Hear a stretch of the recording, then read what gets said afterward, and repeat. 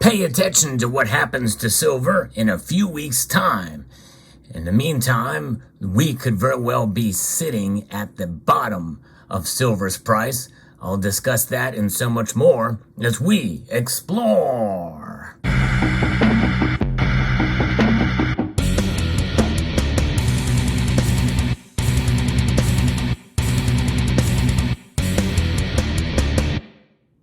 We live in interesting times, but one thing is for sure, the skeptics will say, well, Sal, you talk a lot about silver's price. Yes, I do. And one thing we know is silver will either move up or down or stay relatively flat. Those are guarantees that we can have. There's no question about it. But the drivers of the price, although they fundamentally remain the same, usually it's based off of the dollar strength compared to other currencies around the world. That is the biggest driver of the day-to-day move in silver's price. But nonetheless, there are other factors that come into play as well too. Geopolitics, other commodity prices, and industrial demand for the metal.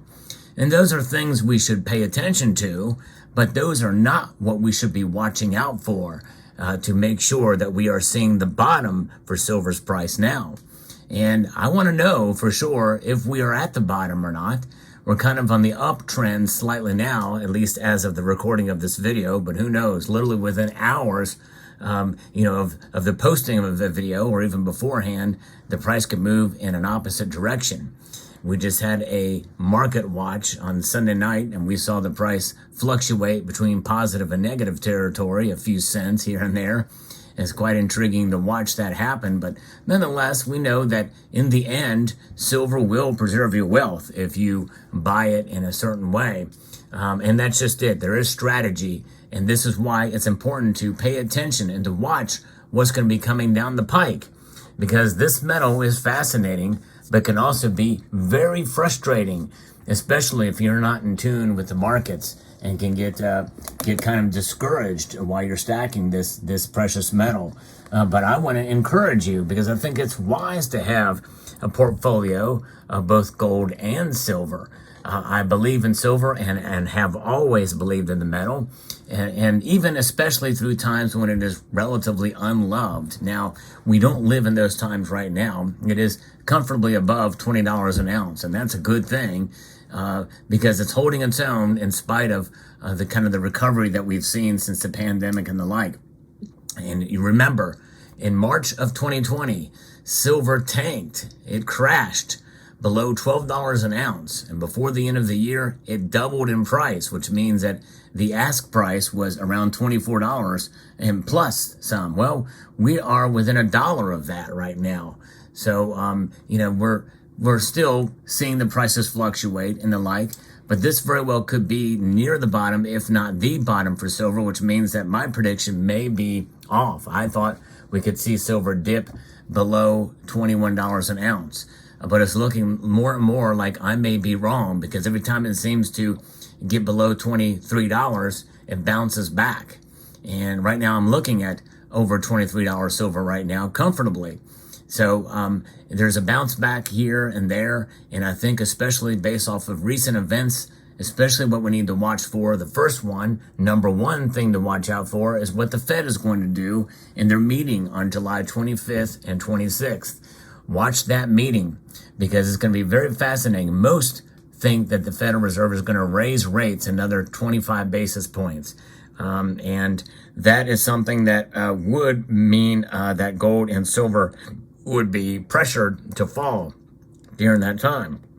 However, if that doesn't happen or they don't fall as much or stay near where they are at, let's say that silver, based off of that meeting and that decision, falls, another 50 cents or $1 that day, which would be a pretty big move to the downside, that's still above $21. If it stays kind of near where it is now and it fluctuates only slightly between now and then. Remember, we are in the summer doldrum months.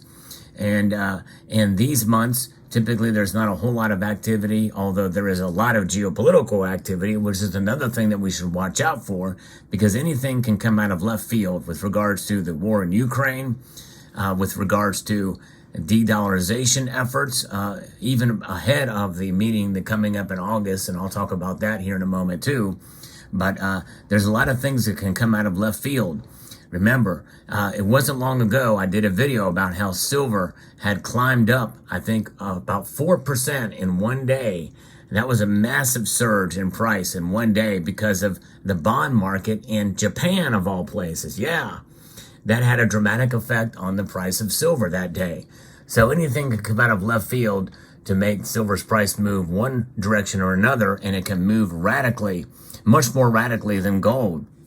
In fact, as I sit here looking at the silver price increases compared to gold, it is up dramatically much more than gold in comparison. So that's the kind of thing that can happen. It can also happen the same way to the downside. And that can be frustrating for many silver stackers out there. The reason why it's so dramatic is because silver is often seen, and in fact, it is more so seen as an industrial metal now than as a hedge. But I think that in due course, especially with what's going to happen with the dollar and with what the Federal Reserve does, especially if there's lackluster kind of response to raising those rates up a quarter point, that is going to hold a very good case for silver to at least hold strong and hold steady where it is at right now, if not even higher. But it just depends. It's still a couple of weeks before that meeting, and most have baked in. That's another thing too we have to think about, is the baking in of the prices based off of market expectations. And when you see that, then you see a steady climb or what have you, and we are seeing sort of a little bit of a climb in the prices because of mixed employment data and other things that can have an effect that pushes and pulls on the price one direction or another. So that's something to keep in mind, because we are fighting essentially this inflation now, and that's going to start to have an effect, and we're probably going to start to see all commodities and gold and silver continue to rise, at least to some level, because the sooner or later they're going to have to react, because everything's becoming more expensive, and that means that all commodities, including copper, nickel, lead, zinc, are also in a sense hedges against inflation, because of the cost to mine those metals, the fuel and the labor and energy. You got to keep wages up to match inflation, and that type of thing means everything is going to be more expensive, including these commodities.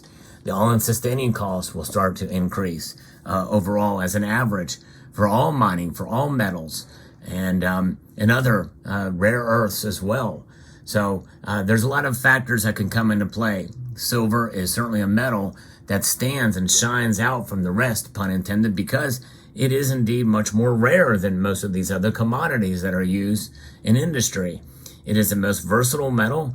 There is calls and predictions of much greater demand for 2023. And I think sooner or later that's going to manifest itself. How long that will take, I'm not sure. But nonetheless, all arguments why now might be the bottom for silver. In other words, it could just go up from here. The other thing to watch out, thing number 2, is that big announcement coming in August 22nd through, I think, the 26th. It is the BRICS Summit, where they will announce, we've got confirmation that they are going to announce a new trade currency that Russia says is going to be backed by gold.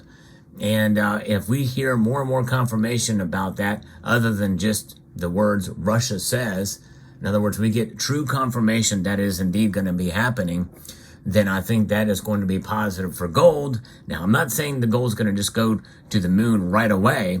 I think there's other things that are going to happen, unless there's just this ultimate freak out, essentially, and then gold could explode. I talked about that in a prior video, which if I remember, I'll link at the end screen of this video, because even just the mere mention of it and reference to it, I think very well could play a role. And I think silver is going to follow. Why? Because you think about it right now, gold, even though it's pulled back, it is trading still within, this is a term I've not used in a couple of weeks, it's still within spitting distance of all-time highs. When you think about it, it's about $100 shy of all-time high territory. That's not a lot when you think about $1,925 an ounce or so. where we're at right now, that's still pretty high. That's pretty expensive for gold compared to the other metals out there. In fact, other than rhodium, gold is the top. It is the top dog in all of the precious metals in terms of its price per ounce. So it's pretty remarkable to see. So watch what happens with the leading up to that meeting. Will the minutes or will the details of that meeting be released from a reputable source? My guess is we're probably going to hear a lot of rumors about the BRICS announcement because it is such a big deal. And we know how things leak. And of course, with Russia mentioning this, could it be just, I don't know, who knows what their motivation could be to release it well over a month ahead. That it's going to be a gold-backed currency. But either way, silver will follow suit of what gold does, one way or the other. And I think it's likely that there's more sending gold up, which means silver will follow. And I think there's more data out there to support for a stronger silver price from here on out. And it may not be that we're going to see silver break out above $24 an ounce, but I think it may stay above 23 or 22. I think it's going to stay probably above 22 at this point is what I'm thinking. And if that is the case, that means I've lost my bet that I'm going to have to pay up. So I have to be prepared for that. I'm going to start doing some dramatic planning and preparations to be able to repay that debt that I'm probably going to lose that bet. But nonetheless, it won't be the first time I've lost a bet, but I tell you what, there was another time that I won a bet. This is a little bonus on this video. And the individual knows who he is. And I made a bet that I won dramatically. And this was back a couple of years ago. And this guy was so adamant, he put in a $100 bet. And then it went to $500 after I gave him a couple more weeks and months in order for it to come true. It never came true. I called him out on it. The guy Splitsville, he owes me $500. I'm not going to say his name, but I've not forgotten about that. But nonetheless, it just goes to show you some people, whenever they're wrong, they just skedaddle. But and of course, I'm the debt that or the bet that I'm going to have to pay back is not that much by any stretch of the imagination. I joke about that, but even if it was, hey, you got to stay true to your word because your word is your bond. And but nonetheless, that's another story. Let me know what your thoughts are about silver's price. And if we're at the bottom, or do you disagree with me at this point? Do you still think it's going to fall below $20 an ounce or $21 an ounce? I no longer think that. I thought that just days ago, but I think with a couple of days here of silver's recovery, I think we are through. I think that it's just going to probably go up or stay where it is now, or maybe go down a little bit, but we're practically at the bottom right now. I'd like to extend a multitude of gratitude to y'all for taking the time to watch. And I want to encourage you, yes, these I don't just say these words just as an end line, but I do and want to encourage you to please rate this video. That means thumb it up and down below. Less than about a tenth of my audience thumbs up the videos. If I could get them up to a quarter, just 25% of you to press the thumbs up button, it would mean a lot. Share this video with other social media platforms. It really does help. Definitely a good way to help spread the word out there. And comment. Let me know what your thoughts are below, even if it's just algorithm. And most importantly, subscribe if you haven't done so already.